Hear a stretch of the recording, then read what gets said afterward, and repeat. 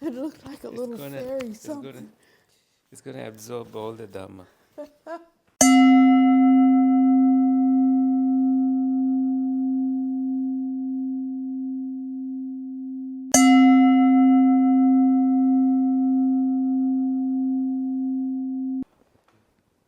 Good morning, everyone. Welcome to Kusala TV. I'm here with Venerable Bhikkhunī Paññāvatī. I have known her for many years, but only virtually. And here, when I visited Empty Cloud Monastery in New Jersey, I had the fortunate karma to meet her. I knew when I lived at the Great Lakes Buddhist Vihara in Michigan, Venerable Paññāvatī has visited and taught a retreat there. So I was little sad that I did not get to meet her at the time, and I have been seeing her work time and then, and I see her inspiring others when she goes to places and offer teachings. So when I asked permission to interview her, she very kindly accepted, and I believe you all are fortunate to also have her join us on Kusala TV. And I like to ask her to actually give a self-introduction rather than me trying to say anything. Venerable, your name, where you are from, and anything else you like to share. Well, I have to tell you, the longer you walk this path, the less you have to say, particularly about yourself, because you start to get an idea of how vast the Dharma is and how vast you are, just as a part of the universe. You know, I think that all. You mind if I just skip about me? Absolutely. All worldly Dharma is Buddha Dharma to a sincere practitioner. And that's what we have to remember, because sometimes we separate things out and we have our worldly life and our worldly hierarchy of needs, and then we have the Buddha Dharma. But to one who is one with the Buddha, you know, the Buddha said that to know his Dharma is to know him. And I'm finding, as I'm wrapping up my time, this incarnation passing, that is really, really true. So it becomes less about even our good deeds or the things that we take a kind of spiritual pride in. The one who has no sense of who he is spiritually, you know, works at being good. But the one who comes to know the Dharma no longer thinks of good and bad. It's just a kind of impartiality of mind, or a kind of, it's a kind of emptiness that's not like empty space, but that one stays tethered to the center. So not leaning to the left or to the right, not differentiating so much. And that's what allows us actually to have victory in this very life. When we move more towards a non-differentiating mind, there is a barrier that we can pass beyond, and that allows us to be with and to handle all the vicissitudes of life. I'm from right outside of Asheville, and as you probably know, we just had, we were hit by Hurricane Helena, $100 billion just in Western North Carolina. Oh no. And so it's a kind of catastrophe that if you don't have a spiritual mind, you just can't comprehend the why, the wherefore, and the what now. But when you do, you just see all of that equally with with the goodness that comes in life. I call it marvelous existence. And so you have like this whole space between emptiness and marvelous existence, and you can choose your seat and sit down.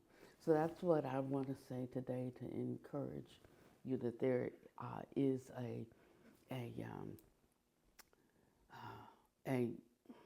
state that we can enter, and that state is so vast that it can accommodate anything that comes into your life. So the Venerable mentioned that seeing the Dhamma is seeing the Buddha, and seeing the Buddha is seeing the Dhamma. And that includes finding that comfortable seat within you, and facing the vicissitudes in life, and no matter what comes our way. How do we enter that space in the heart? I think it starts with a true integrity. There, and I think that there are three things that we need. We need precepts. We need vows, and we need cultivation. Precept, vows, and cultivation. In this country, everybody talks about meditation, and a majority talk about mindfulness, but the Buddha never spoke just of mindfulness. It's mindful of what?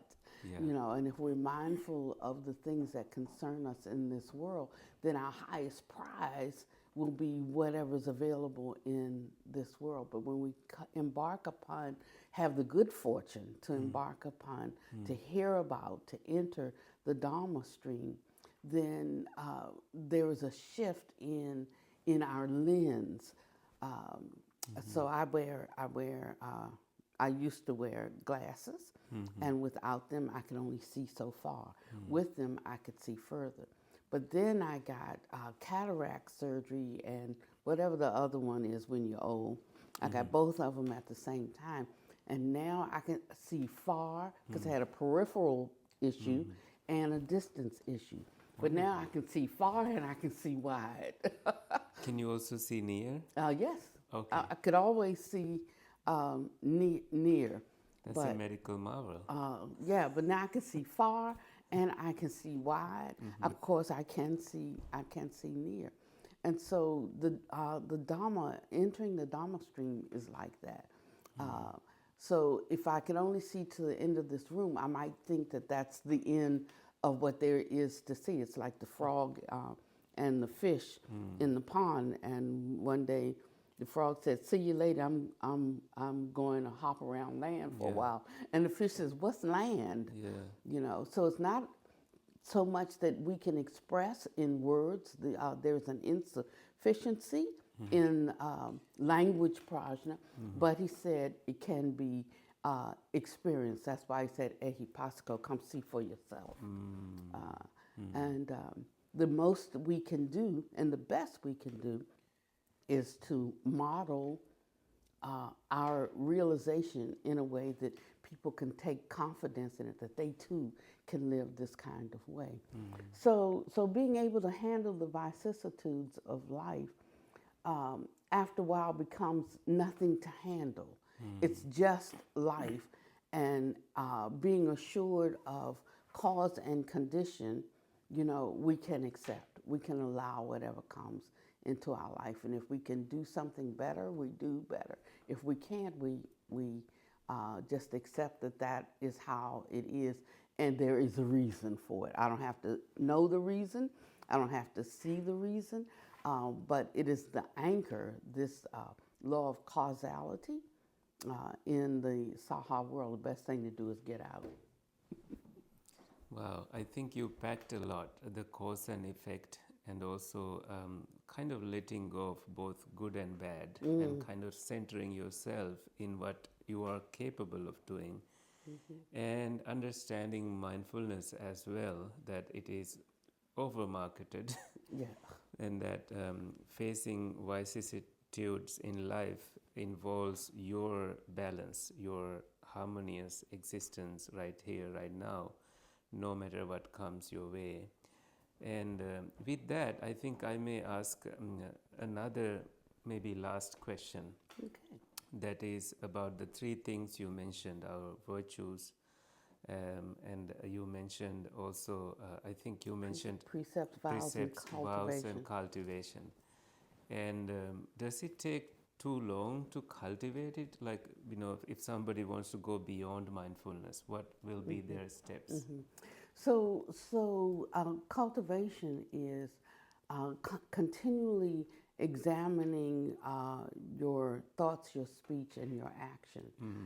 And the most important in that is the action, because the actions that you habitually do will determine the state of your mind, how much it can, how virtuous you can become. And it's not even that we try to become virtuous, it's by habituation. When we when we abide by the precepts and the principles of the Dharma, and then we take it up as a vow. This I will do. This becomes my inspiration and my aspiration. And when we do that, we start walking it out. So in the end, it's it affects what we think and how we think, and then it sort of replaces the need to think.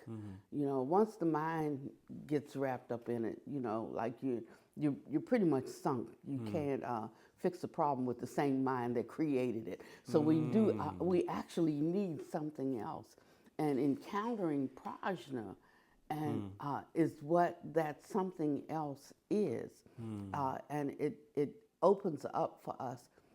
It's like an encounter. It's an encounter with something. We call it Buddha light. It's an encounter with the light of your own intrinsic nature that's been so obscured and covered up over these eons that one doesn't really know one's nature. The Buddha said it's kind of like looking for the baby that's tied to your back. So we're looking out here for it, but we actually possess it. We just need to awaken to it. So I think a master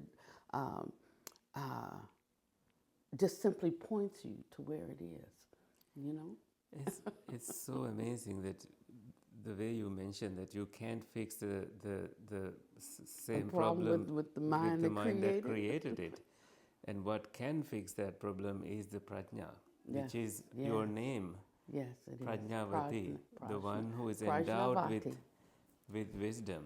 And you could hear from the get-go, she just dropped her completely. This is not about her. This is about Dharma. Yeah. And that she just started just giving it out, giving it away, just freely. Thank you so much, Venerable, for that quick dose of wisdom for all of us. Thank you for tuning and her in. tea is cooling down. This is the breakfast time. Actually, we are just finishing it. And I sincerely appreciate her time, and that I wish her Ayu Vanno Sukhang Balang. Thank you. Sadhu, sadhu, sadhu.